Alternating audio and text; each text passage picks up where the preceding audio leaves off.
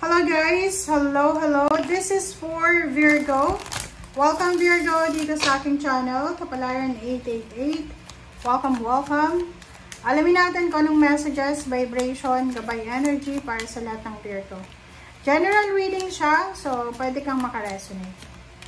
Okay, spiritual teacher and sun. Okay. So, kung ikaw ay may anak na lalaki Virgo, sinasabi na your son is watched over and protected as he explore his world. So, like for example, kung ikaw ay magulang na Virgo, yung anak mo nasa ibang bansa, nagtatrabaho sa ibang bansa. So, huwag kang masyadong mag-alala. Kasi baka masyado kang nag-aalala. Dito sinasabi na yung anak mo daw ay binabantayan and pinoproteksyonan ng kanyang mga spiritual helpers. Next card natin is spiritual teacher. Sinasabi sa iyo dito, Virgo, na your life purpose involves teaching others about healing and spirituality. So, yung life purpose mo daw, Virgo, dito sa mundo, ay yung turuan yung mga tao kung paano sila gumaling spiritually. Okay? Resonated ka ba? If you're resonated, comment down below. Kasi parang sinasabi dyan sa'yo, Virgo, na isa daw sa mga life purpose mo dito, kung bakit ka buhay sa mundo nito, ay para maging spiritual healer or spiritual teacher. Yung halimbawa na pwede kang makatulong sa mga taong nangangailangan ng emotional help or anything.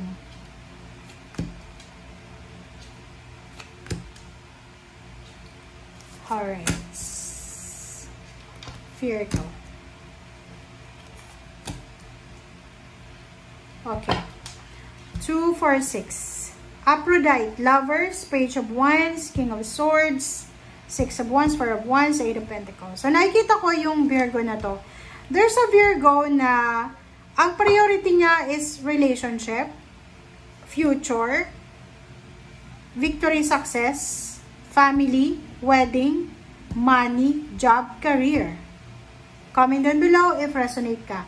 Okay, dito tayo sa Lovers. Sinasabi ng bara sa'yo dito na if you're single, possible na makatagpo ka in the near future ng relationship. Possible na makatagpo ka ng isang tao na posibleng mamahalin ka or mamahalin mo.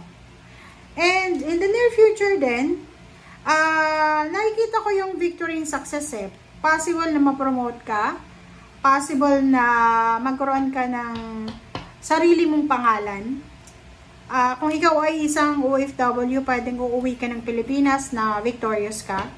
Pwedeng makakabili ka ng sasakyan, makakapag-travel ka around the world, makakapagpatayo ka ng bahay, maikakasal ka, or posibleng magkakaroon ka ng mga investment na bahay, and magkakaroon ka ng stable na job.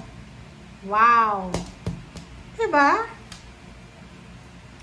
Amazing! Kasi yung King of Swords mo dito, sinasabi ng barahan na alam mo Virgo yung direction mo.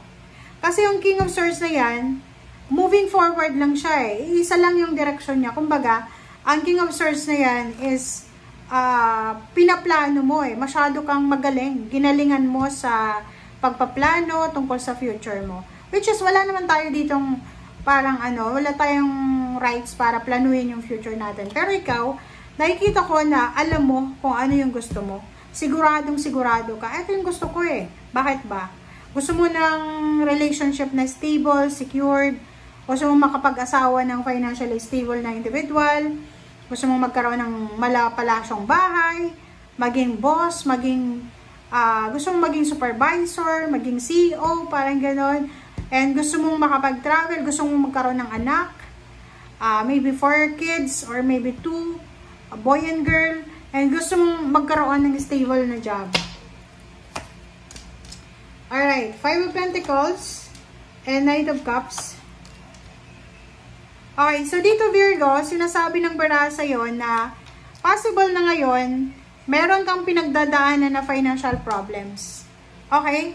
So, if you are financially burdened, diba? Like for example, meron kang mga problema sa pera, meron kayong mga utang, marami kayong utang, or marami kang gustong bilhin pero hindi pa kaya ng budget mo or wala ka pang ipon.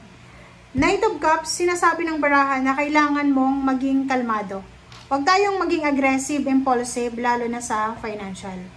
King of Pentacles, sinasabi ng baraha na darating ang araw, okay? Darating ang araw na lahat ng pangarap mo financially ay matutupad mo. So, kung ikaw ay isang Virgo na gustong-gusto mo talaga na makapag-invest or makapundar ng para sa sarili mo, sinasabi ng baraha, okay, halimbawa board passer ka, magaling ka, pero kung kailangan mo daw ng additional skills or wisdom, kailangan mo siyang hanapin, okay? And dito din sa 10 of Cups and 5 of Cups, sinasabi ng baraha sa'yo na wala kang pinagsisisihan or wala kang pagsisisihan, lalo na in terms of relationship and in terms of money.